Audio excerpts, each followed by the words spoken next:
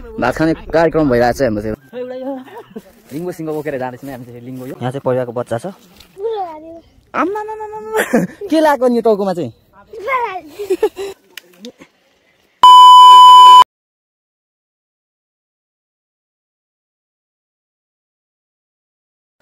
Hello everyone म चाहिँ सुरेन्द्र लिम्बू आज पनि तपाईहरुको सामु एउटा नयाँ ब्लग लिएर आएको छु। आजको ब्लग चाहिँ के होला भनेर कन्फ्युज हुनुहुन्छ भने आजको ब्लग चाहिँ म पूजामा जाँदै छु। हामी गाउँको सबै भएर एक ठाउँ पूजा गरिन्छ यो उधौली बौली पूजा। उधौलीमा एकचोटी तर हाम्रो हुन्छ जहिले पनि स्याटरडे हुन्छ है त्यो पूजा चाहिँ अनि उधौलीमा एकचोटी उही स्याटरडे नै हुन्छ। आज चाहिँ त्यो पूजामा के कस्तो हुन्छ जस्तै एउटा वनभोज जस्तै हो। हामी चाहिँ आज वनभोजै खाने बराबर त्यस्तै हो तर पूजा हो। आज राम्रो हुन्छ। म भरे सबै भिडियोमा राख्ने छु क्लिप्सहरु सबै पुरा हेरेर लाइक कमेन्ट शेयर अनि सब्स्क्राइब एन्ड फलो पनि गरिदिनु होला है त। मैले अनि यो पूजामा जाँदाखेरि चाहिँ नि आफ्नो अब चामल चाहियो है अलिकति आफूले खाने अनि ला नुन र खर्सानी त बिर्सेछ यार मसला ससला पनि बोक्नु पर्थ्यो थोरै बिर्सेछ छोड्दिउँ त्यसलाई अब उतै मेन्टेन गर्नु पर्ला। त्यो चाहिँ मेरो यहाँ छ है झोलामा चामल अन्डाहरू हुँदा चल्ला बोक्ने कुखुराको चल्ला मेरो चाहिँ छैन अन्डा बोकेर गएको छु आज।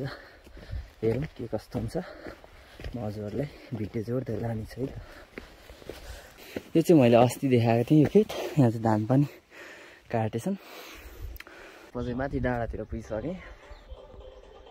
म पुग्नुपर्ने ठाउँ चाहिँ यहाँनिर हो है यहाँनिर हो। यहाँ डाँडामा हाम्रो चाहिँ पूजा हुन्छ। घाम उताबाट आइरहेको छ सो राम्रो देखिएको छैन है।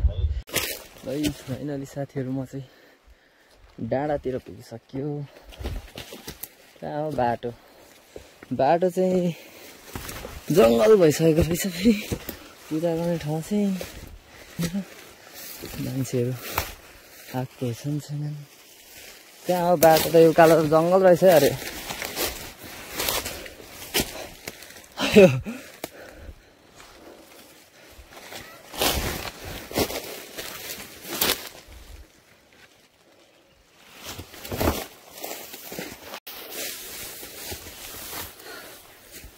फाइनली डाँडातिर पुग्यो। पूजा गर्ने ठाउँ यही हो।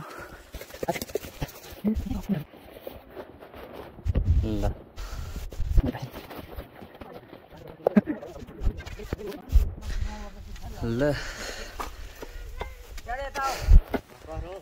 आइपुग्यो पूजातिर भर्खर आयो नि।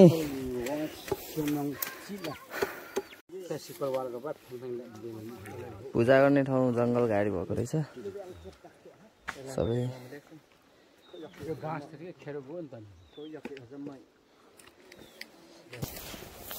अब म चाहिँ दाउरा खोज्नु लाग्दिएको।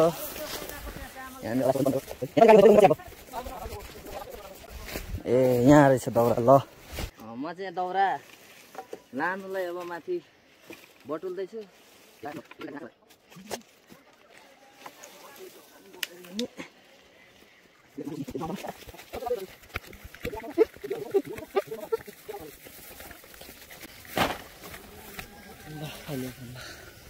आम्मो के हो यो तिम्रो हेर त कुरो। आम्मा के लाग्यो नि यो टाउकोमा चाहिँ हो र। ल ठिक छ हामीले चाहिँ दाउरा यति बनायौँ। अब यहाँ पूजा स्टार्ट हुन्छ है। अब यहाँ फेरि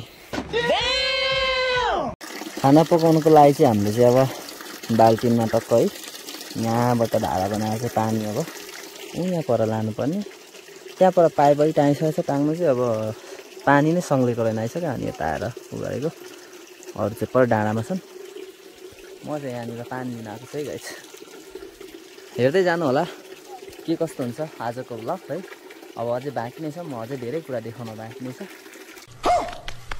यहाँ चाहिँ पूजा गर्दा चाहिने सामान भयो अनि खाने तेल भयो अब यस्तै सामानहरू ल्याउनु पर्ने हुन्छ अनि ल्याउँदाखेरि त्यो पैसा चाहिँ सबैजनाले बराबर उठाउनु पर्ने हुन्छ त्यही पैसा चाहिँ सङ्कलन भइरहेको छ है यहाँनिर चाहिँ अनि हामी चाहिँ यहाँनिर अन्डा ल्याउँछौँ यही हो अन्डा सेट राखिन्छ भरे यही हो पकाएर खाने पूजा पनि स्टार्ट गरिसक्नु भयो देवारी बाजे यता पर हुनुहुन्छ हामी चाहिँ यहाँ बसिरहेको छौँ मेरो पछाडि को लुकिरहेको छ हाम्रो यहाँ कुकमेन भतिज एकदम खानासाना हाम्रो चाहिँ बनाउने काम भइरहेछ यहाँ चाहिँ देवारीले फलाक्दै हुनुहुन्छ है यस्तो छ पूजामा चाहिँ परेवा मार्ने चलन रहेछ र परेवा पनि अहिले मारिसक्नु भएछ अनि यहाँनिर हातमा बोकिराख्नु भएको छ अब पोलपाल गरेर यसलाई बनाउने काम चाहिँ त दाजुको है यहाँ चाहिँ सबैजना बसेर खर्सानी काट्ने अदुवा काट्ने काम भइरहेछ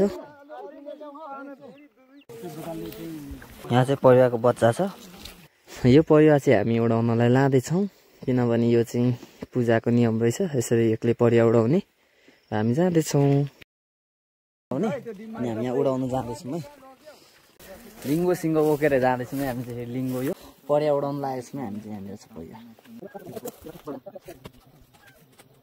लु परेवा उडायो ल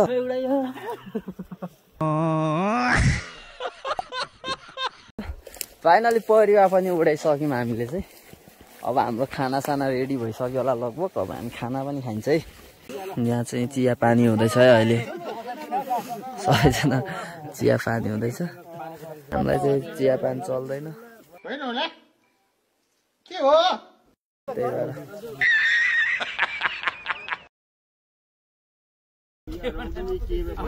भात खाने कार्यक्रम भइरहेछ हाम्रो चाहिँ भात खाने कार्यक्रम भइरहेछ खाना पनि खान थाल्यो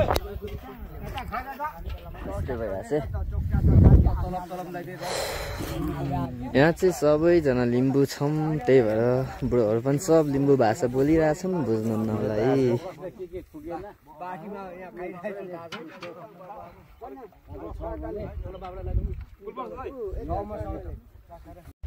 फाइनली म चाहिँ खानासाना खाएर पूजाबाट फर्किसकेँ है बिहानको 8 बजी आएको लगभग दिउँसोको 1 बजिसक्यो अनि आजको भिडियो के कस्तो लाग्यो तपाईँहरूलाई पक्कै पनि like comment share subscribe and follow गर्न चाहिँ नबिर्सिनु होला है त फेरि पनि यस्तै भिडियो नेक्स्ट डे लिएर आउनेछु thank you for watching everyone bye by